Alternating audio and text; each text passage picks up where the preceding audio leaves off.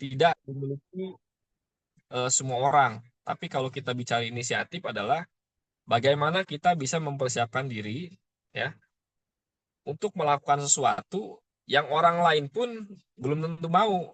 Jadi kalau kita inisiatif, paling tidak kita adalah orang yang lebih awal ya. Inisial lah. Inisial itu apa namanya orang yang paling awal ya. Orang yang memberikan ide lebih awal, akhirnya orang lain berpikir, terpicu, bahkan mungkin orang lain idenya lebih bagus, akhirnya nimpalin kita, tapi ide awalnya dari kita ya. Orang lain oke, kita dengan inisiatif ini boleh membuka diri dengan semua masukan ya. Nah, refleksi diri ini adalah bagaimana kita melihat diri kita sendiri. Kalau kita bilang saya sudah disiplin, saya sudah orang yang bertanggung jawab, saya sudah bisa mengatur waktu, saya orang yang cukup inisiatif, refleksikan dulu nih, bisa nggak kita menghitung itu di dalam diri kita ya. Nah, artinya kalau self leadership ini apa namanya sudah ada, berarti kita sudah punya modal, kira-kira gitu ya. Nah, kalau 5 esensialnya misalkan masalah komunikasi, saya jago lah komunikasi gitu ya. Kalau kreativitas, saya bikin ide apa aja orang lain mau ngikut kok gitu ya. Nah, saya motivasinya orang yang punya motivasi. Ketika orang lain nggak mau dan nggak bisa, saya aja lah gitu ya. Nah, yang selanjutnya adalah positivity ini memberikan kesan baik ya. Kesan baik ini artinya bisa nggak kita membuat sesuatu yang akhirnya disenangi orang lain, dibutuhkan orang lain dan menjadi solusi orang lain. Yang terakhir adalah feedback. Feedback ini apa namanya? Kadang kita sebagai seorang leadership harus menerima bagus dan tidak bagus. Ini adalah refleks dari orang lain gitu ya. Kalau orang bilang kita ada salah, ya kita terima. Tapi dengan menerima salah ini, apa yang harus kita perbaiki? Jadi feedback inilah yang harus kita buat. Kita feedback kepada diri kita sendiri, kita menerima feedback dari orang lain, tapi kita juga bisa cerdas memberikan feedback kepada orang lain. Kenapa saya melakukan ini? Karena ABCD. Karena A posisinya ini, karena B kondisinya ini, karena C situasinya ini. Akhirnya orang lain, oh ternyata solusinya ternyata beda dengan apa yang mereka bayangkan. Ya, nah itu kira-kira seperti itu. Boleh ke slide selanjutnya? Ya, oke. Kita bergeser ke dunia industri. Jadi teman-teman nanti saat saat sudah lulus istilahnya gitu ya, atau sudah bekerja, dan teman-teman yang sedang bekerja, mindset di dunia industri itu tidak gampang. Ya, ada namanya learning agility. Jadi learning agility ini adalah kemampuan untuk belajar terus-menerus. Ya, jadi kita bisa bikin konsep, kita bisa bikin apa namanya selain konsep itu artinya ada hal baru nih, saya ingin belajar. Ada hal yang bisa kita terapkan baru nih, kita bisa coba. Ada yang apa lagi gitu ya. Nah, ini selalu ada namanya proses belajar. Jadi belajar ini bukan berarti kita melakukan suatu hal yang baru, tapi kita pun apa namanya menemukan suatu yang salah yang akhirnya ini menjadikan pembelajaran. Jadi kalau kita bicarakan learning ability ini adalah keinginan ya, ya willingness gitu ya, keinginan untuk mendapatkan pengalaman yang lebih. Jadi gimana caranya kita bisa sukses dengan apa namanya hal yang baru nih, hal yang baru misalkan coba kan ada orang yang tidak mau mencoba karena takut salah. Ya, tapi dengan learning agility ini adalah dia siap salah dan dia siap misalkan kalau di dalam perusahaan itu kadang dimaki atasan gitu ya. Tapi karena dia yang mencoba sendiri, dia tahu salahnya, akhirnya suatu waktu orang akan bilang bahwa hanya dia yang mengerti nih kira-kira gitu ya.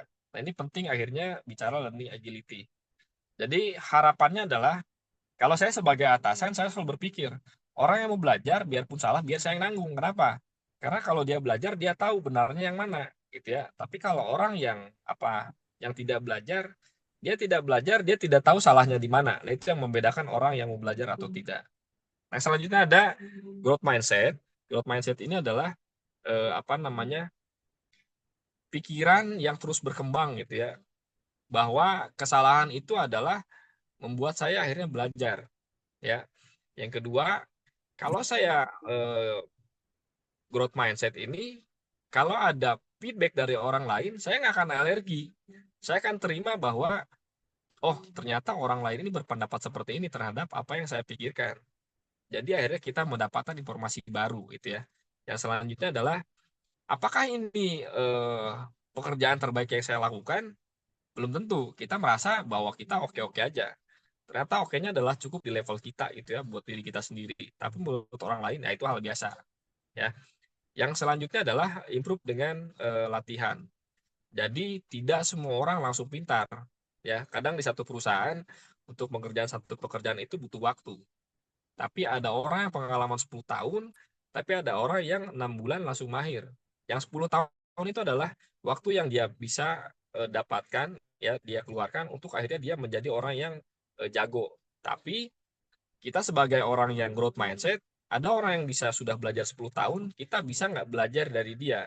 Karena dia akan memberikan salah-salahnya dia itu mana saja. Salahnya kita nggak usah ikuti, nggak usah coba. Tapi yang benar-benarnya kunci-kuncinya kita bisa dapat dari mereka. Nah, growth mindset ini adalah belajar, apa namanya, terus belajar dan mencoba gitu ya. Jadi improve dengan belajar. Yang selanjutnya adalah growth mindset ini saya tidak ingin menyerah. Oh, kalau growth mindset ini kadang kalau apa namanya teman-teman yang suka mengadakan webinar gitu ya, kelihatan nih apa namanya saya ingin terlibat dalam acara ini gitu ya. Kalaupun misalkan ada masalah A, B, C dan D, ternyata ini bisa diselesaikan. Caranya seperti apa? Cari tahu gitu ya. Kalaupun salah, nanti cari orang yang lebih mengerti. Kalau ada lagi informasi gimana caranya bisa menyelesaikan masalah ini sampai acara ini akhirnya bisa terwujud. Tapi kalau yang fixed mindset ya, nah fixed mindset ini adalah kebalikannya. Saya nggak mau bikin salah. Jadi kalau bisa saya hindari kesalahan. Yang akhirnya dia mungkin bisa benar, tapi dia hanya benar satu kali. Tapi orang yang sering salah, dia tahu salah-salahnya mana saja. Jadi dia bisa bilang, kalian jangan melakukan A, B, C, D nih, karena hasilnya akan salah. Ya, nah kira-kira seperti itu. Selanjutnya misalkan dia selalu berpikir kalau orang yang fix itu saya tahu yang terbaik nih. Jadi dia selalu berpikir tidak berkembangnya apa? Karena menurut saya ini sudah baik, yang padahal menurut orang lain biasa saja. Yang kadang kalau misalkan sudah mentok dia bilang, ah udahlah, terserah aja lah, ya ini cukup lah, kira-kira gitu ya. Nah itu orang-orang yang berpikir dengan fixed mindset. Nah di ketiga ini ada servant leadership. Kalau mungkin teman-teman pernah ketemu orang yang kira-kira sering datang nih, jadi dia leader kita atau pemimpin kita atau atasan kita, dia selalu datang. Guys, lu butuh sesuatu nggak gitu ya? Ada yang bisa didukung nggak? Ada yang bisa disupport nggak? Akhirnya orang bercerita, ya, servant leadership ini mengutamakan timnya, gimana caranya dengan leadershipnya dia, orang akhirnya bisa terbantu dengan adanya dia, orang bisa bekerja dengan maksimal. Nah, disitulah servant leadership ini memberikan sebanyak mungkin apa yang bisa kita berikan untuk orang lain. Jadi dia ingin bermanfaat dalam artian kalau saya sebagai seorang atasan, saya punya kuasa lebih untuk mendukung seseorang untuk mendapatkan hasil yang maksimal gitu ya. Jadi kalau timnya bilang, Pak, saya bisa mengerjakan ini, tapi saya butuh tools. Oke, toolsnya kamu butuh apa? Oke, nanti saya ajukan gitu ya. Jadi apapun yang kira-kira akan memberikan hasil yang terbaik, servant leadership ini akan membuka diri. Orang-orang akan datang dan dia akan terbuka untuk memberikan bantuan. Sebetulnya apakah ini bagus atau tidak? Umumnya orang yang apa namanya yang menerapkan servant leadership ini paham bahwa setiap pekerjaan yang didukung akan memberikan hasil yang lebih maksimal. Jadi ini adalah satu pilihan yang dimana kalau misalkan teman-teman mencoba dengan gaya servant leadership ini, teman-teman bisa rasakan bahwa orang akhirnya merasa dihargai gitu ya. Orang-orang terasa termotivasi. Wah, bos gua ngedukung nih gitu ya kasarannya gitu ya. Yang keempat ada ethical leadership. Jadi ada orang yang ada dua nih misalkan. Ada yang secara etika dia belak-belakan gitu ya. Gua nggak mau tahu ini selesai. Tapi misalkan sambil ceria misalnya gitu ya. Kata-katanya mungkin agak agak kasar, tapi orang menerima aja gitu ya. Atau tipikal yang kedua, dia akan berbicara secara sistematis nih, ngobrol, ngomong, ngasih tahu segala rupa sampai akhirnya dia ini ngejaga. Saya harus ngomong di level saya, di posisi saya, tim saya harus tetap menghormati saya, secara etika juga saya akan menyampaikan bahwa dengan posisi saya orang lain pun harus menghargai saya juga gitu ya.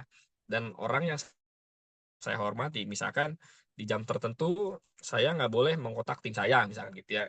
Hanya urgent dan itu pun misalnya harus minta izin dulu. Sorry banget nih, saya ada perlu nih. cuman kamu yang bisa jawab, misalkan gitu ya. Jadi etika-etika yang ada di leadership ini akhirnya kita bisa terapkan dalam proses kepemimpinan terhadap orang lain ini. Oke, bisa coba geser ya. Ini soal leadership saya sudah coba jelaskan ya. Di slide selanjutnya saya akan berbicara soal kritikalnya ya.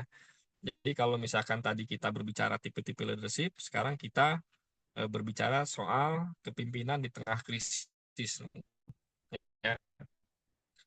Dalam mengalami misalkan smooth, awalnya lancar, semua lancar. Tiba-tiba dapatkan proyek yang agak rumit nih. Jadi akhirnya semua orang nunjuk saya nih, wah salah kamu nih, salah kamu nih. Semua orang bilang kamu salah gitu ya. Ini penyebabnya kamu nih. Akhirnya semua orang tidak membantu. Akhirnya bingung. Kita punya tim juga mereka disalahkan, kira-kira gitu ya. Akhirnya dibantu oleh orang banyak dan ternyata ada proses yang akhirnya kita harus mengambil keputusan. Satu. Yang kedua, dalam kondisi kritis kita tidak boleh ngalah dan tidak boleh kalah artinya dengan keadaan ya. Nah, kondisinya adalah di saat krisis ini orang-orang harus mulai berpikir, apakah saya sebagai leadership ini bisa bertahan atau tidak. Jadi kalau leadership dalam kondisi normal kita bisa, kondisi santai kita bisa maksimalkan. Tapi dalam kondisi tekanan yang cukup luar biasa ya, slide-nya belum bergeser ya. Di dalam kondisi krisis orang itu akhirnya tertekan. Yang biasanya pintar, biasanya jago, tiba-tiba dia buntu nih. Nah, gimana caranya sekarang di saat krisis ini kita tidak buntu? Ya, jadi ada prosesnya yang memang harus kita belajar. Belajar ini artinya ada trik-trik yang bisa kita pastikan bahwa kita bisa menghadapi situasi dan kita bisa mengendalikan situasi. Terlebih lagi kita bisa mengatur emosi kita. Jadi emosi ini bukan soal marah, tapi apakah saya bisa bertahan, apakah saya bisa kuat gitu, apakah tim saya bisa apa namanya bisa menghadapi ini. Hal seperti itulah yang akhirnya harus kita siapkan dalam kondisi krisis. Boleh geser dulu?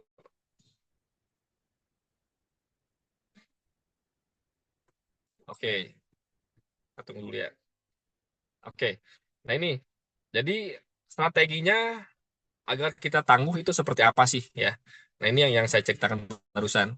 Kalau leading in crisis, in time in crisis itu nggak semua orang bisa. Yang tadi ini jago pas dikasih kondisi ini, waduh, gua nggak pernah gini nih. Coba lu bantu handle deh. Coba tolong deh, gua juga lagi pusing misalkan gitu ya. Nah artinya kondisi-kondisi ini yang memang kita harus benar-benar menyiapkan. Leader-leader yang bisa mengatasi krisis biasanya cirinya sederhana saja.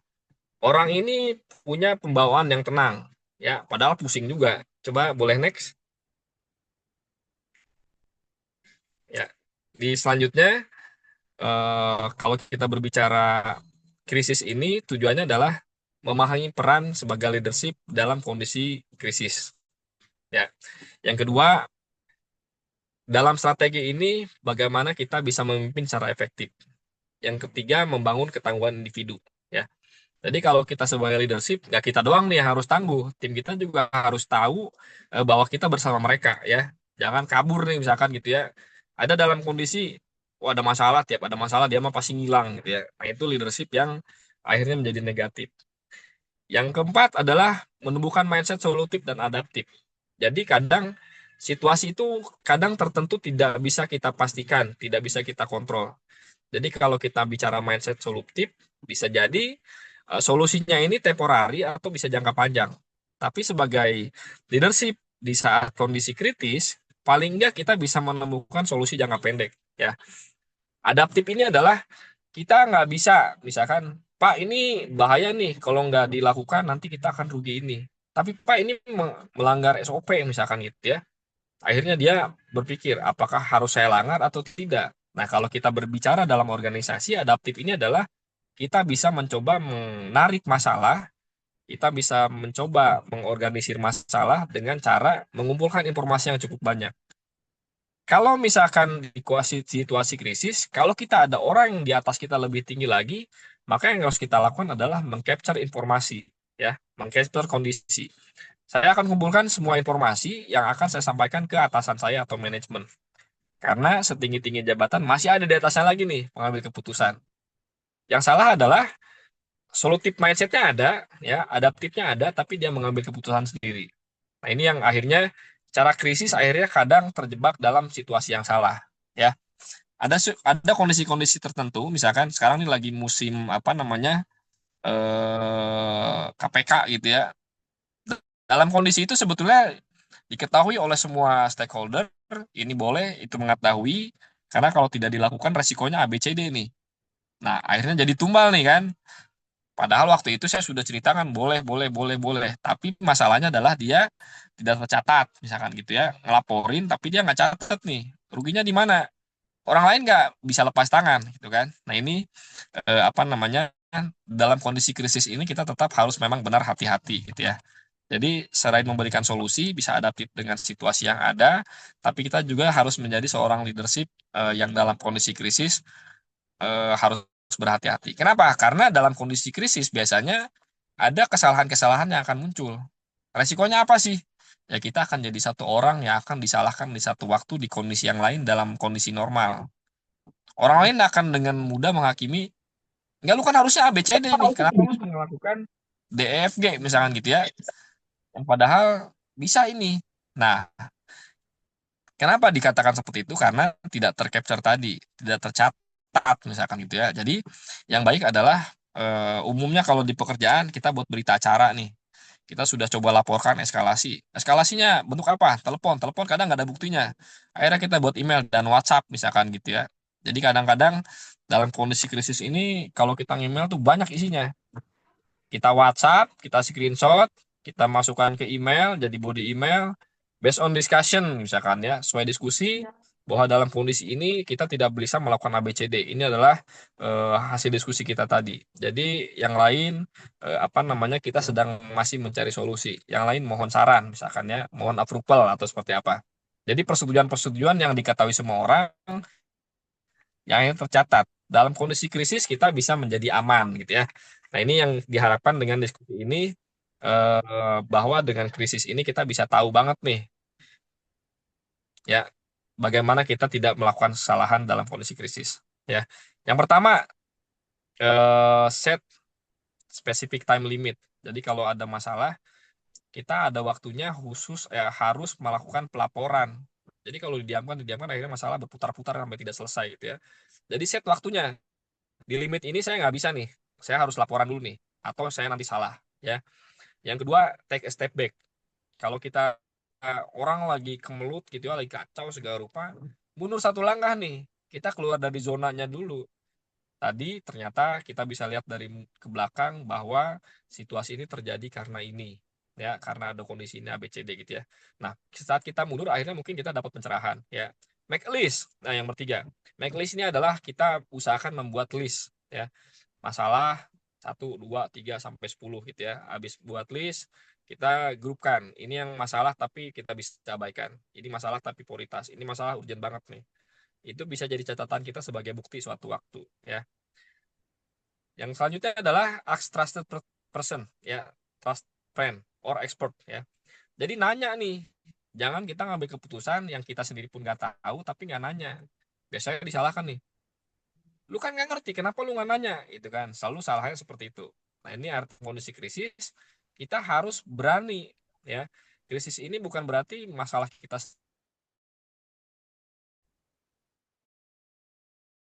sendiri, tapi ini masalah apa namanya, buat masalah ini besar tapi diketahui orang lain dan orang lain harus membantu kita. Bilang keputusan ini, hal penting ini kita harus akhirnya harus memberikan keputusan ya. Jadi ini ketahuilah bahwa kalau kita ngambil keputusan ini akan kacau. Nah, kacaunya seperti apa? Kacaunya ini mungkin bisa dihitung sebagai resiko, tapi resiko yang diizinkan misalkan gitu ya. Nah, leadership ini dalam kondisi krisis kita tetap harus dalam kondisi baik. Di kampus misalkan eh, dulu kalau ada matu direktur mahasiswa gitu ya, Pak ini kacau nih, cuman kalau gini-gini ya sudah kamu ajukan aja nanti karena manajemen sudah mengetahui kamu boleh meskipun ada resikonya, ya sudah aman selesai berarti kan. Nah ini apa namanya, bisa memberikan batasan yang akhirnya kita aman. Selanjutnya ada recognize emotion. Recognize emotion ini adalah kita harus tahu situasinya.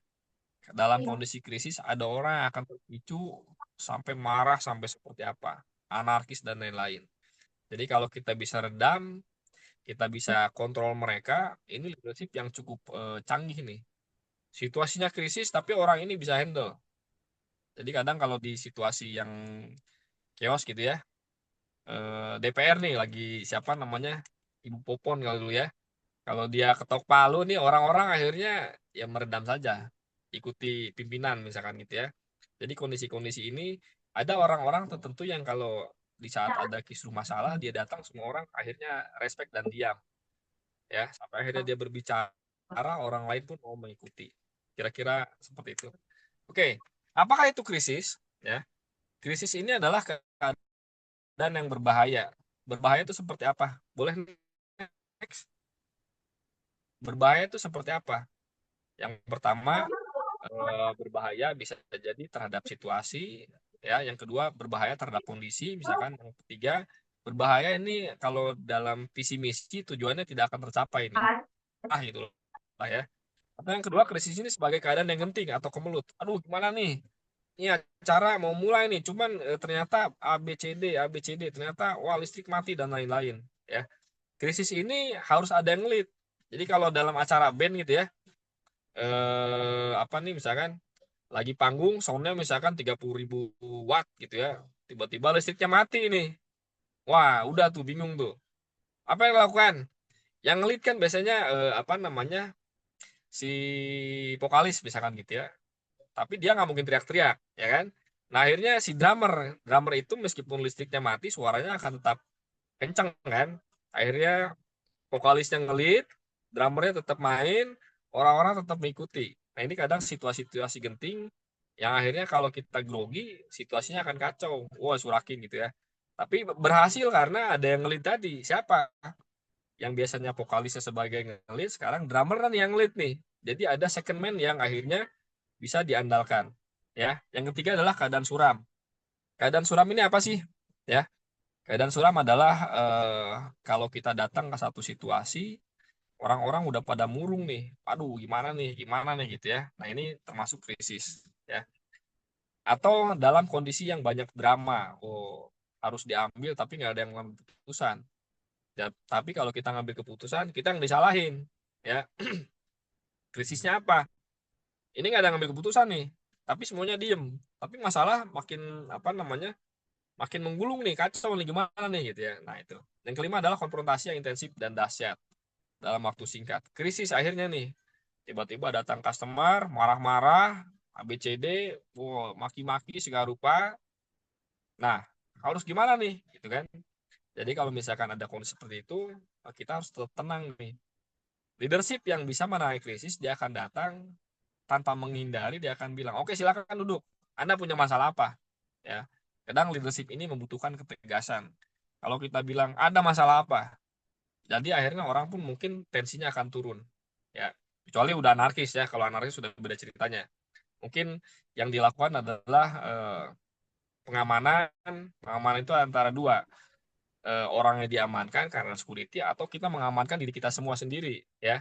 Artinya tim kita jagain segala rupa ya. Jadi konfrontasi yang intensif ini bahayanya adalah eh, dalam waktu singkat nih. Dalam waktu singkat itu artinya apa? Tiba-tiba ada yang marah-marah, komplain segala rupa, akhirnya bisa marah, orang lain, customer lain melihat, akhirnya ketakutan dan lain-lain, orang jadi trauma misalnya gitu ya. Nah, kondisi inilah yang kita sebut sebagai krisis. Ya, oke, boleh next. Selanjutnya, peran pemimpin saat menjadi krisis. Ya,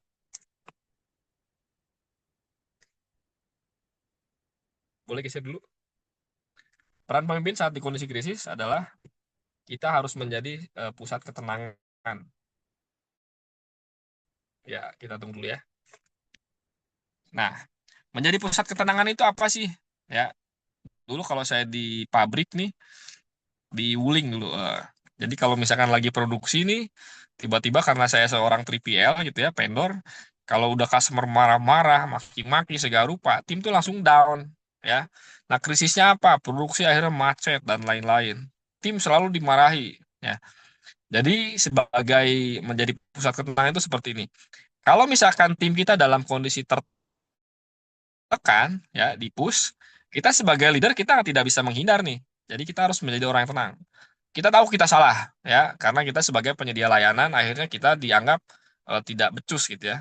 Tapi karena kondisi ini pasti ada kontribusi dari mereka sebagai customer, ada juga mungkin kehilapan dari kita. Jadi sebagai pusat keterangan ini adalah kita datang, kita tanya masalahnya apa.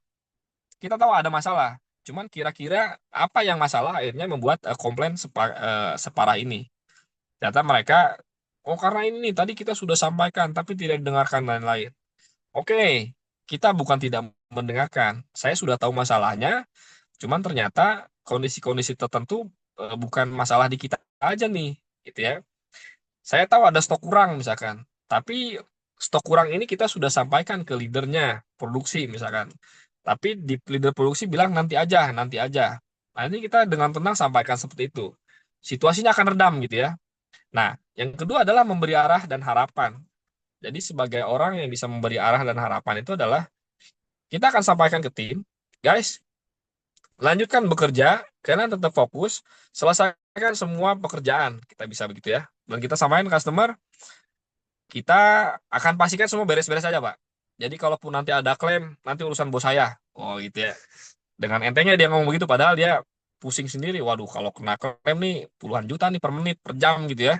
Akhirnya dia bisa memberikan harapan bahwa tim, oh yaudah tetap bekerja aja. Yang memberikan arahan, memberikan arah bahwa semuanya akan baik-baik saja. Kira-kira gitu ya.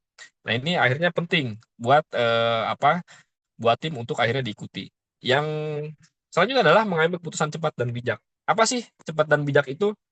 Jadi kadang cepat belum tentu bijak, kadang bijak tapi lama gitu ya. Nah ini kita suruh dipaksa mengambil keputusan cepat dan bijak. Cepat dan bijak itu seperti apa?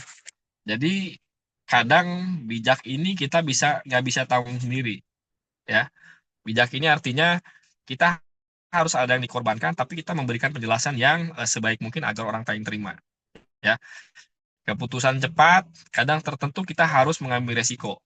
Jadi, oke, resikonya adalah seperti ini. Saya putuskan seperti ini. Nanti manajemen gimana? Kondisi sekarang, kalian semua catat kondisi sekarang. Temuannya apa saja? Nanti saya akan bicara kepada manajemen. Bijaknya seperti apa?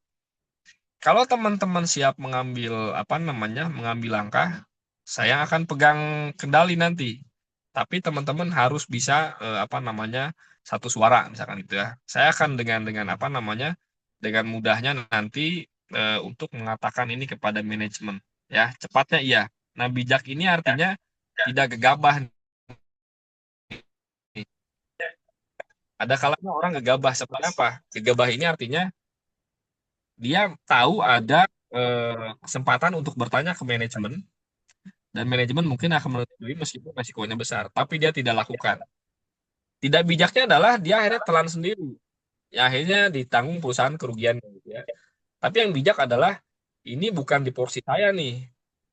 Meskipun saya harus buru-buru, yang harus saya lakukan paling tidak saya memberikan laporan, entah email atau WhatsApp. Jadi emailnya kirimkan, WhatsAppnya kirimkan. Pak izin saya ngambil keputusan nih. Kondisinya seperti ABCD. Tim sudah saya ajak ngobrol, customer sudah saya ajak bicara gitu ya. Ya akhirnya, oh ya udah. Kadang bos cuma bilang, ya udah, gak apa-apa, gitu kan. Nah, karena kita cepat dan bijak,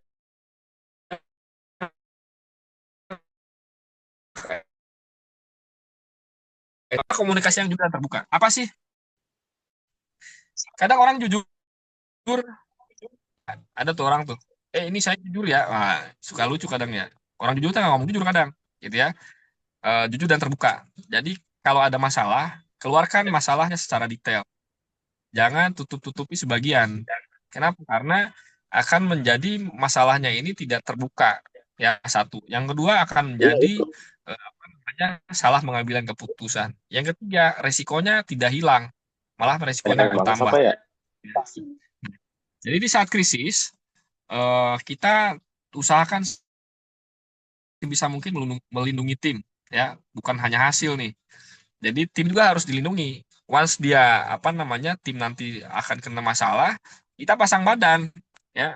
Dalam kondisi krisis, tim tuh udah pasti, wah bosnya kan lu, ya kita akan dukung bos gitu ya, kasaran gitu ya. Jadi tindakan yang penting bagi pemimpin di saat krisis adalah satu, hadir, jangan ngilang. Ya, ini penting banget nih. Ada masalah maju ya paling depan. Tiap hari juga ada masalah kok gitu kan. Kalau bos ngomel mulu, bos udah nih, cuman nggak bisa, nggak selesai. Kenapa nggak selesai? Ini Pak, customer-nya berubah-berubah mulu. Minta ini udah saya kerjain, terus berubah lagi nih, minta ini, saya kerjain juga. Tim kamu gimana? Dikerjain Pak. Cuman akhirnya jadi salah karena perintahnya nggak jelas, nah gitu ya. Oh ya udah, nanti saya ketemu mereka. Wah, jadi kita sebagai tim apa namanya tim leader atau leader ini hadir, tapi di sisi lain juga kita sudah mencoba mengkomunikasikan dengan baik.